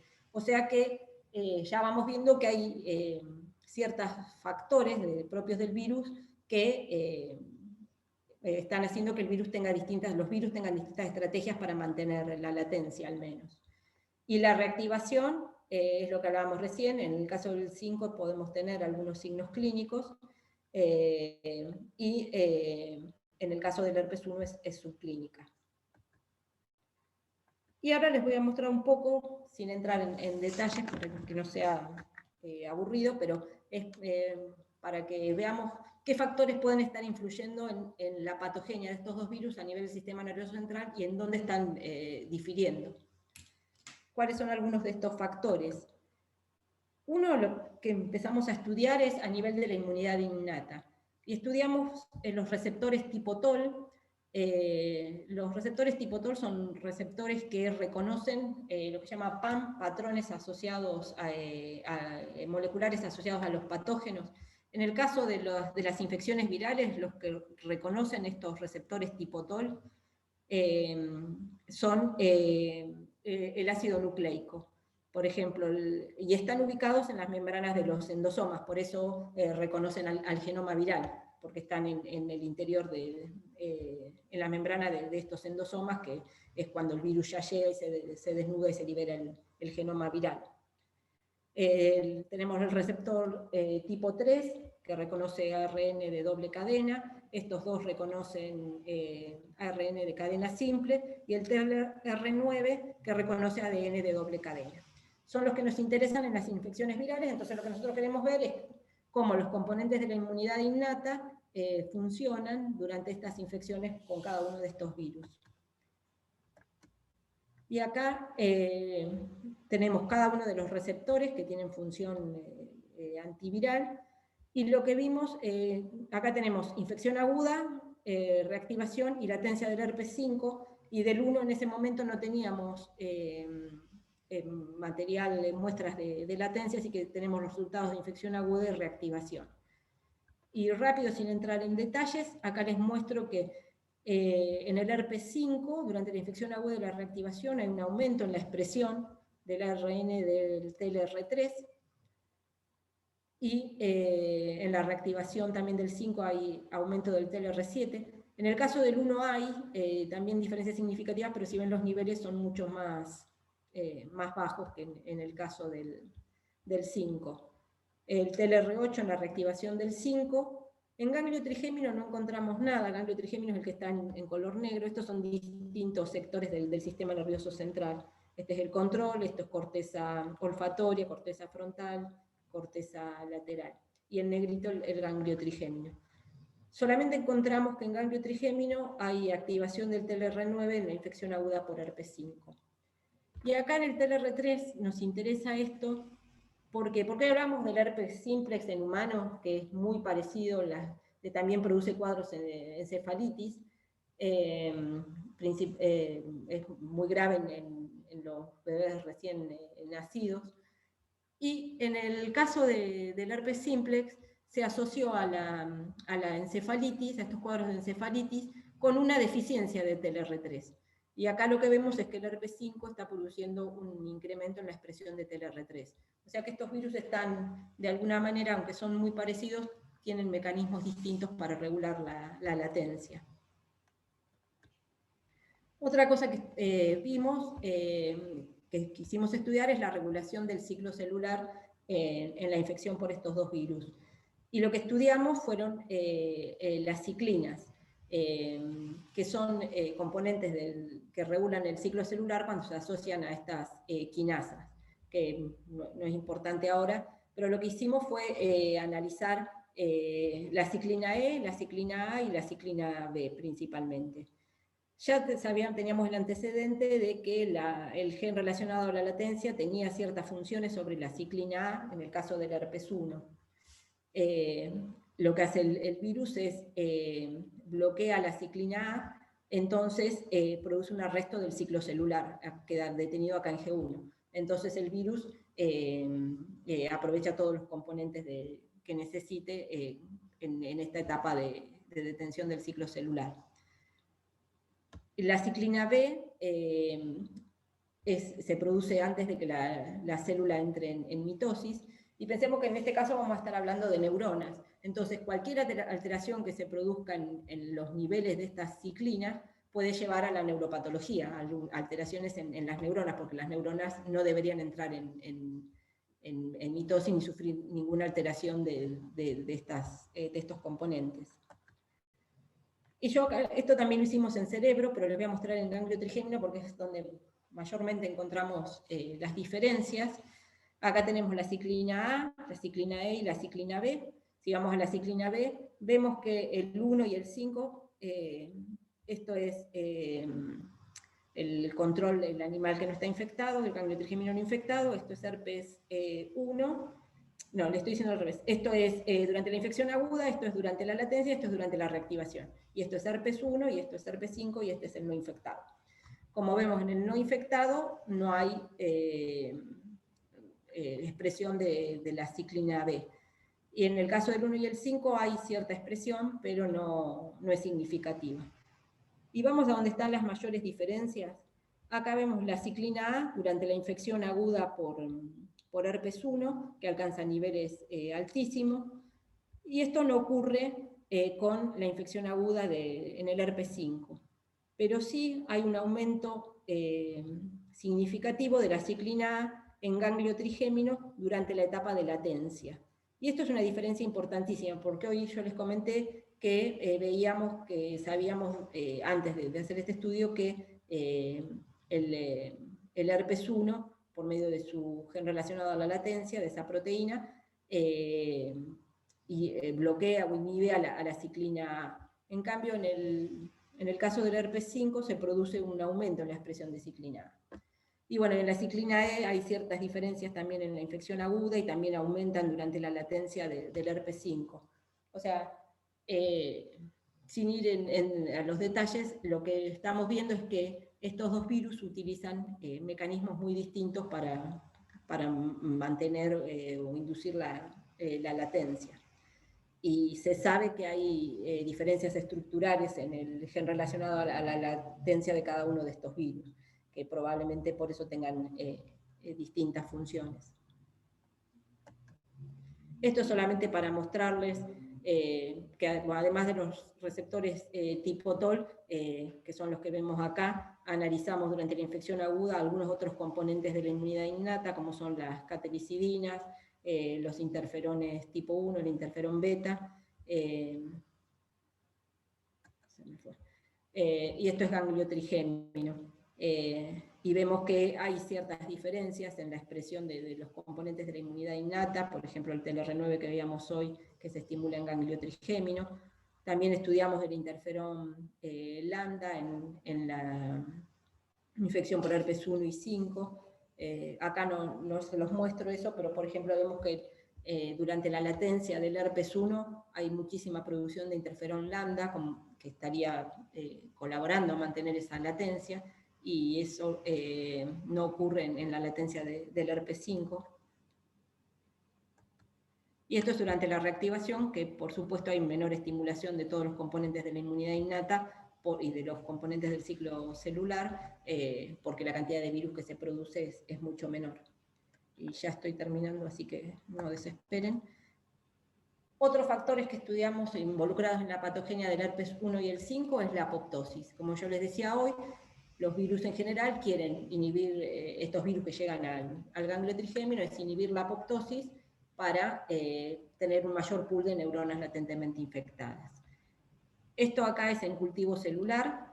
Estas son cepas de herpes 1, este es un recombinante entre herpes 1 y 5, y esta es una cepa de herpes 5, y esto es un control no infectado. Lo que analizamos primero fueron las alteraciones en las células apoptóticas. Lo más común es ver la condensación de la cromatina, que es esto que se ve acá en azul, en celeste más brillante, cuando la cromatina está condensada. Y después analizamos el ganglio trigémino, pero lo analizamos durante la infección aguda en este caso.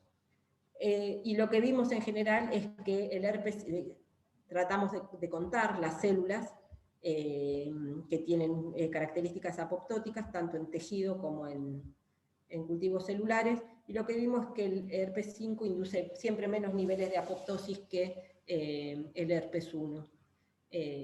Y esto también está relacionado entonces a diferencias que podemos ver en la neuropatogenia de cada uno de estos virus. Y por último, acá les muestro algo de lo que vimos en cultivos celulares,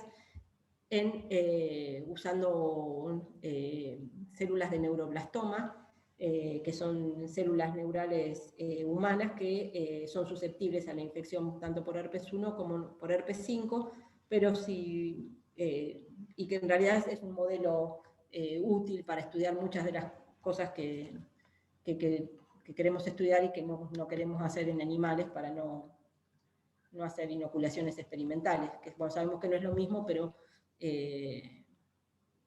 prefiero trabajar todo in vitro y no inocular animales.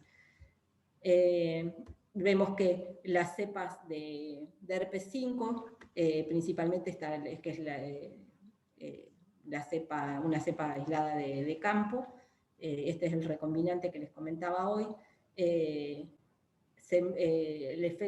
es inmunofluorescencia, o sea, detección de antígeno, y esto es efecto citopático. El efecto citopático se detecta antes para las cepas de herpes 5, detectamos algunos antígenos para alguna de las cepas de herpes 1, pero el efecto citopático aparece recién a las 24 horas, para la cepa Cooper aparece bastante más tarde, el efecto citopático viene evidente a las 48 horas. O sea que los dos pueden infectar estas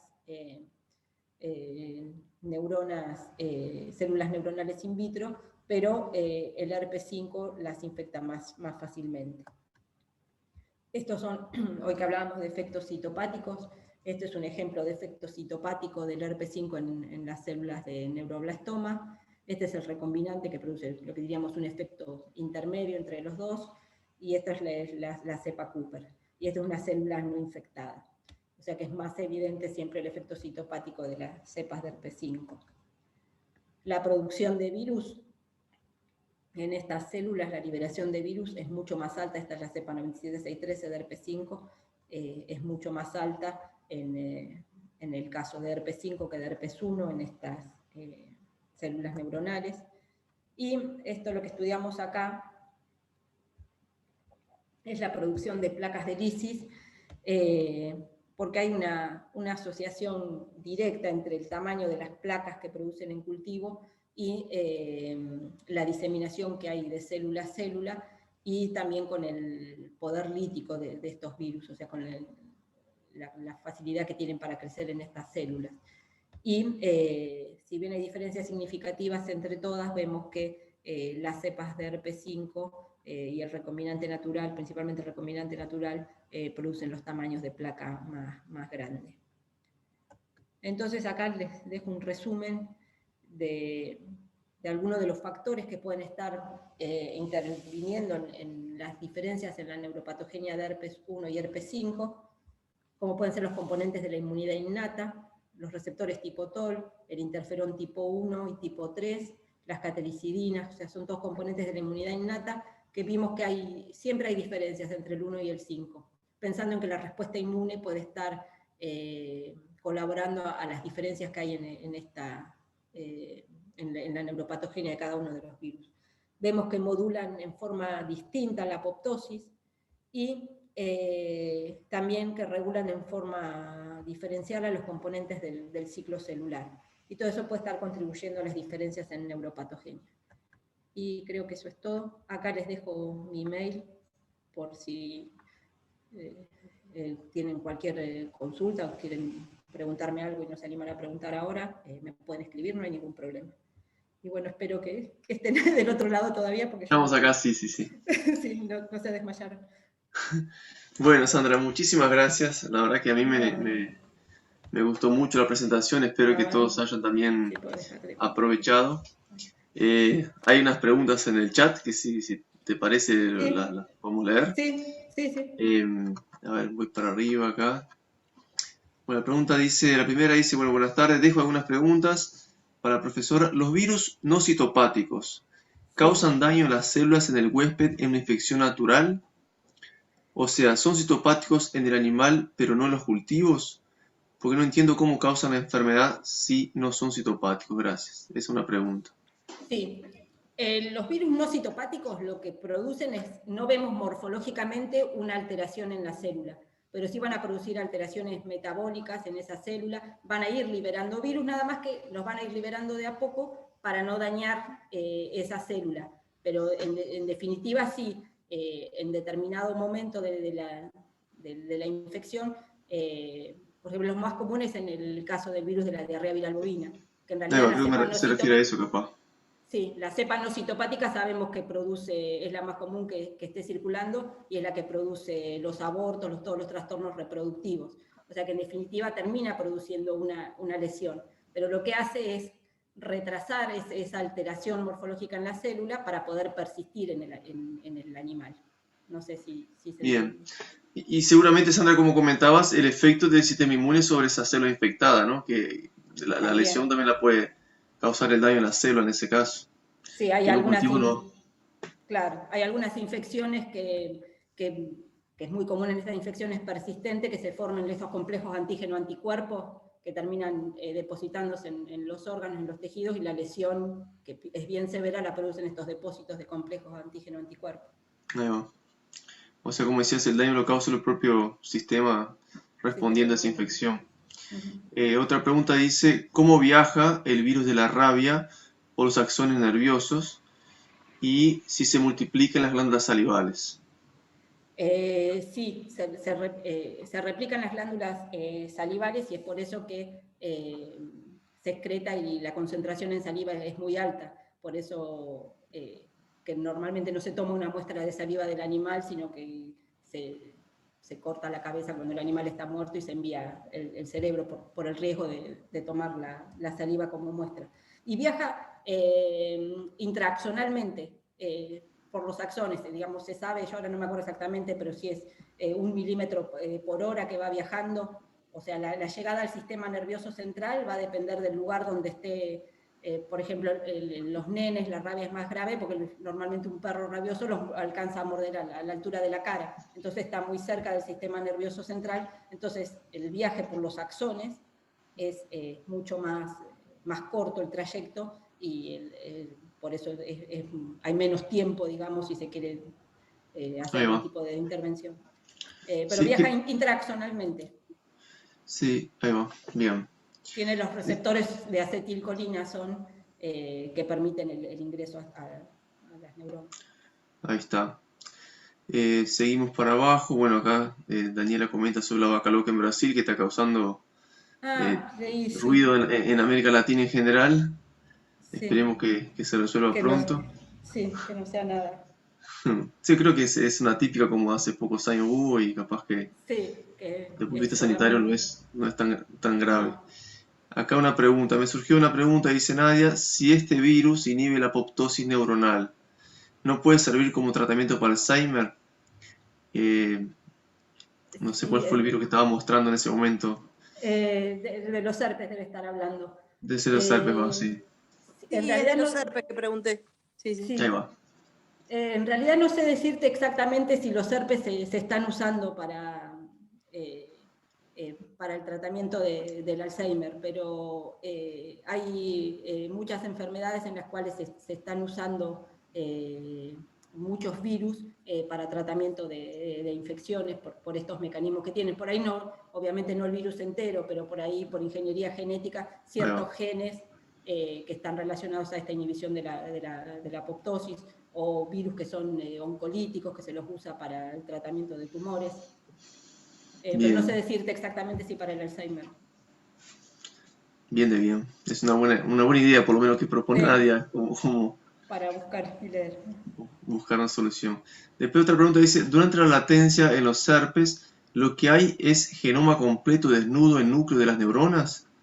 O sea, la pregunta es cómo es la latencia desde el punto de vista... Lo que queda es el genoma del virus.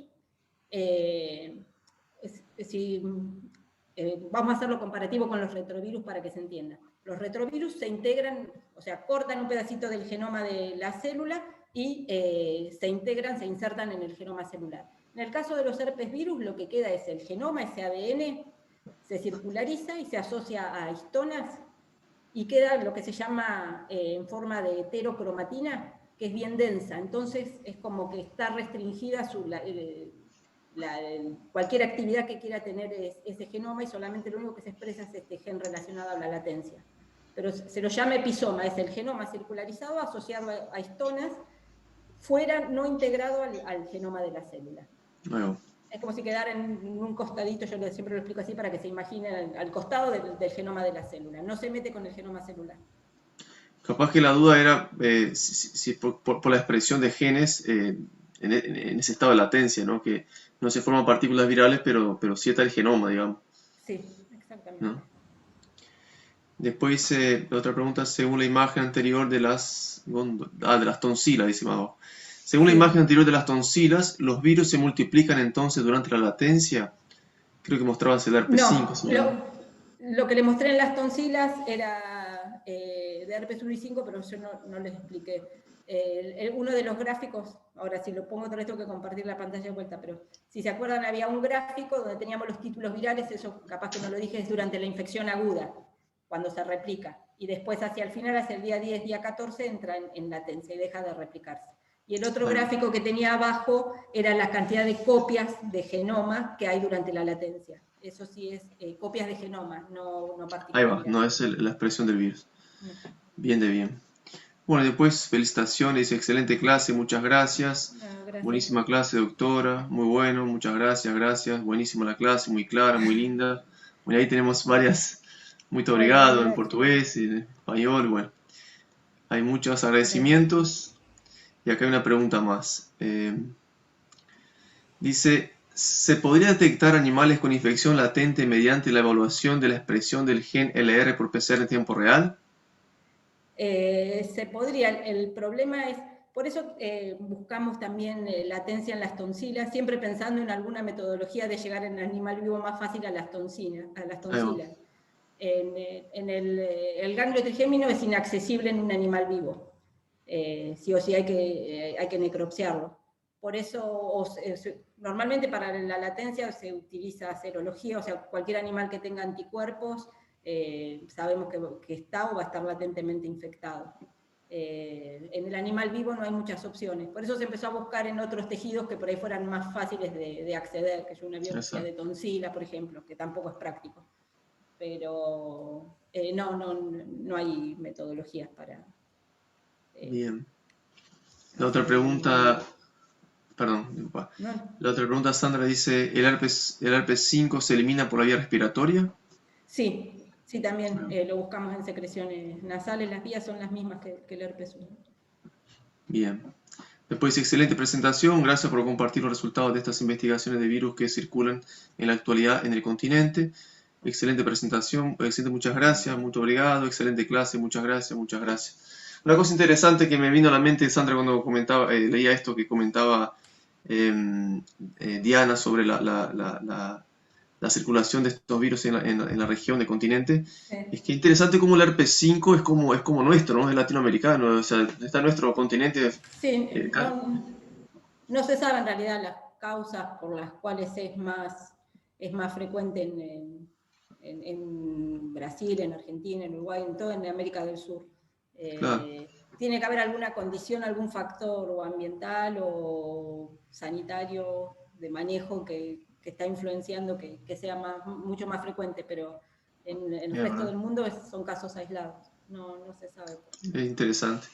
Ahí tenemos a Ismael que levantó la mano. Adelante, Ismael. Sí, muchas gracias. Bueno, yo tengo dos preguntas, o bueno, dos grandes preguntas. La primera es en referente a una lámina que puso sobre los papilomavirus y sobre la expresión de diferentes proteínas que va realizando conforme a la altura de la piel, ¿no? Eso entendí. Sí. Entonces, quiero entender esa parte. Una vez que se da la infección, el virus se inserta lo más profundo en la piel para dejar ahí su ADN intacto y de ahí ir subiendo otra vez para poder ir expresando esas proteínas, o cómo se da ese proceso, porque me quedó ahí la duda. Sí, no es en la capa más profunda de la piel, sino es en la capa más profunda de la epidermis. Ok. Tenés la epidermis y después tenés la dermis. Si el virus llegara a la dermis, sería una infección sistémica, y estos virus no causan infecciones sistémicas, tanto cuando ingresa por vía genital, que después tenemos esos papilomas asociados al cáncer, o los que producen esas verrugas, esos papilomas, la lesión es en la epidermis, que es avascular, no tiene vasos sanguíneos, por eso la infección es localizada. Y sí, entran generalmente por microlesiones, tiene que haber alguna pequeña lesión en la piel, y van a la capa más basal de la epidermis, y ahí queda su genoma, y muchas veces estos virus pueden persistir y pueden integrarse en los papilomas, eso está descrito, tienen como un estado de latencia, pero para que produzcan esas verrugas, esos papilomas, sí, llegan a la capa más basal de la epidermis, y ahí, a medida que se va diferenciando las células en los estratos superiores, la replicación del virus va acompañando esta diferenciación. Y en una etapa, cuando se producen esas proteínas E6 y E7, se produce esa proliferación de células que es la que forma definitivamente el papiloma. Ok, y la segunda pregunta iba relacionada con esta parte de como tipo de inteligencia de virus, ¿no? Donde nos comenta que los virus lo que quieren es... No escucho yo. Se cortó el audio, Ismael, parece. Te voy a tocar el micrófono prendido, es raro. Sí. Ismael, ¿nos escuchás? Puedes escribir en el chat si nos estás escuchando, capaz que se le Sí. cortó la conexión. Sí, capaz.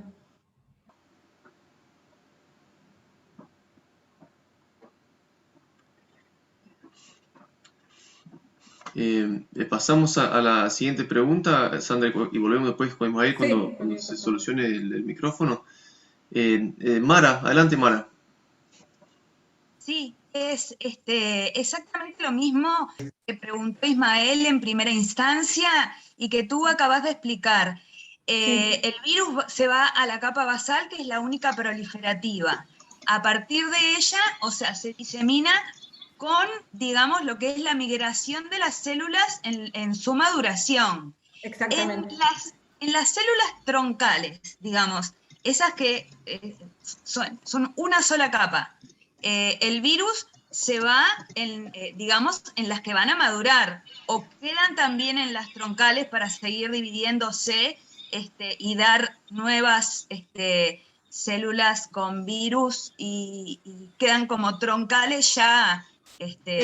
Infectadas, decís vos, para seguir Claro. produciendo. Sí, Claro. Normalmente se mantiene ciertas células con genoma viral y algunas van haciendo todo el ciclo y otras siguen quedando, digamos, pues nosotros imaginamos siempre el ciclo pensando en una sola partícula viral, en un solo genoma que va a ser, porque es más fácil entenderlo. Pero esto ocurre todo en forma simultánea. Hay virus que se están manteniendo, hay virus que está proliferando y llegando al estrato superior, ¿se entiende? Sí, sí, perfecto, perfecto. Esa era mi duda, si se mantenían, digamos, en las células troncales, como le decimos nosotros, allá en la facultad, o simplemente era, las troncales no tenían nunca, en cambio el virus se iba, no, pero es evidente que tienen que tener, porque Sí, si sí. no, al madurar no. Lo que pasa es que nosotros también, cuando siempre nos imaginamos un virus, una sola partícula viral que entra y hace todo el ciclo y sale, pero en realidad todo esto ocurre en forma simultánea. Claro, Tenemos que claro, claro. Muchísimas gracias. No, por favor. Perdón, se cortó, Ahora sí, Ismael. retomando mi segunda pregunta. Era relacionada con digamos, o así lo digo, como inteligencia viral. Porque ¿en qué momento o cómo es que se da este proceso donde los virus identifican que deben de pasar a la etapa latente para no matar a su huésped? Entonces, es eso, ¿no? De que ¿en qué momento los virus dejan de matar a las células para poder pasar a la etapa latente? ¿Cómo se identifica? ¿Cómo se da este proceso en el virus? En realidad lo que ocurre es que, igual, vamos a imaginarnos en el alfa herpes virus cuando llega al ganglio trigémino. Es el mismo sistema inmune que está atacando al virus y el virus ahí se produce una infección aguda en el ganglio trigémino cuando el virus recién llega y se replica y vamos a ver que hay, digamos, yo no expliqué todo esto en detalle, pero hay linfocitos, principalmente linfocitos CD8, que detectan esta replicación, que se infiltran, por eso aparecen esos infiltrados, y es el mismo sistema inmune que le está diciendo o el virus lo entiende de esa manera, imaginémoslo, que tiene que dejar de replicarse para que el sistema inmune no lo mate. Entonces ahí es esa etapa de transición que empieza a entrar en latencia, entre el día 10 y día 14 después de la infección.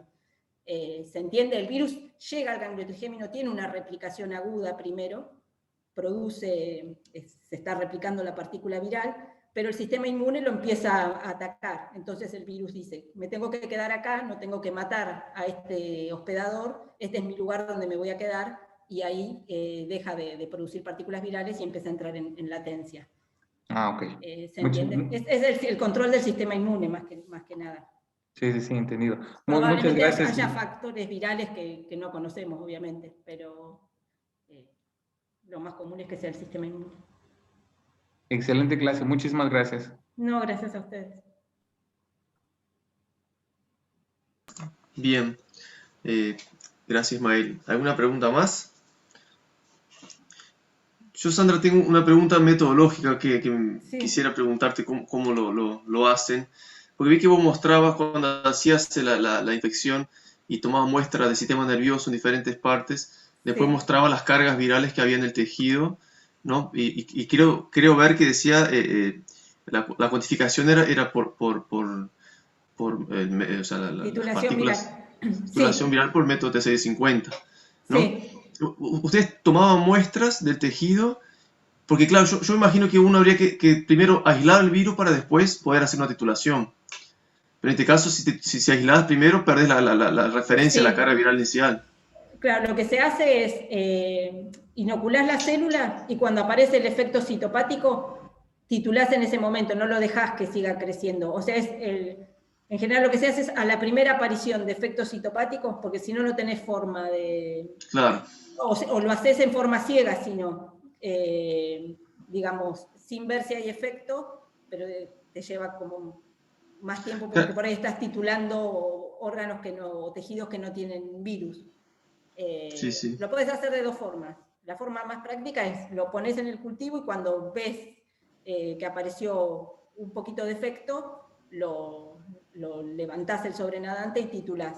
Y si no, la otra forma es en forma ciega. Triturás todos los tejidos, los preparás, la suspensión y titulás en forma ciega sin saber, digamos, si vas a tener virus o no. Por ahí haces un montón de placas, lo que te quiero decir, y no tenés nada de virus. Ahí va. Yo imaginé que era esa segunda opción que decís.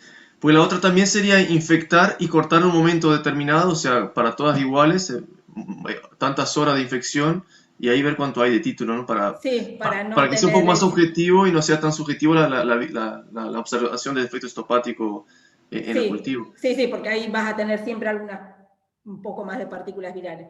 Se puede hacer de las dos formas. Muchas veces cuando tenés esa cantidad de muestras y de muchos animales, preferís, digamos, ver si hay un poquito de efecto y titular, y no estar titulando un montón de muestras que pueden llegar a ser negativas y, digamos, ahí va. más que nada por los recursos. Porque, el trabajo que da eso impresionante. Sí, muchísimo trabajo.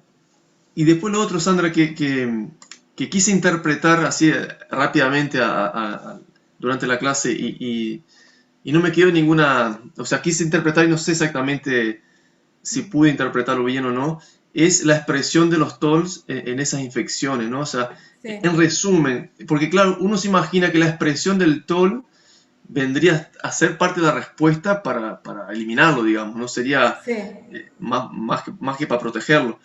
En resumen, de lo que mostraste, capaz que vos te recordás, o sea, ¿cuáles son las sobreexpresiones o la disminución de la expresión que hay en general entre los dos virus, entre herpes 1 y 5?